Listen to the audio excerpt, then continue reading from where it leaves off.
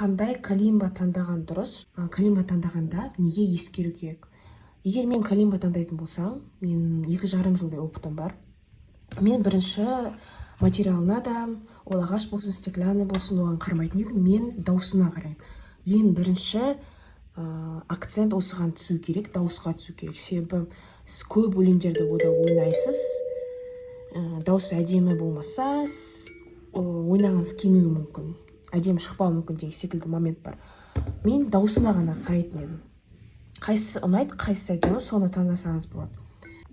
Мен өзімнің осы магазинімде көптеген калимбаларды сатылымға шығардым, және кейбір калимбалар мысалы сатылымда жоқ, себебі менің өзіме олардың дауысы қатты ұнамады, 100% емес. Маған идеальный вариант керек болды. Сосын көп калимбаларды мен пробовать еттім, және қазір соңғы неде сатылымда бізде осындай калимбалар бар. Мынау калимба бізде топовый. Мына калимда таппайсыздар, бұнда язычоктардың өзі, әрбір деталінің өзі дауысқа әсер етеді. Өте әдемі. Бұндай қазір в наличии жоқ, бұндай стеклянный прозрачный, қазір осындай ағаш калимба бар. Және бұл ағаш калимбаның басты айырмашылығы стеклянныйларға қарағанда, бұда дауысы өте қатты шығады.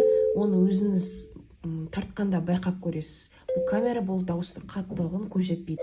Және мынандай суретімен калимбалар барып, бұл да өте әдемі. Және осының түсі басқаша, осындай түрі бар.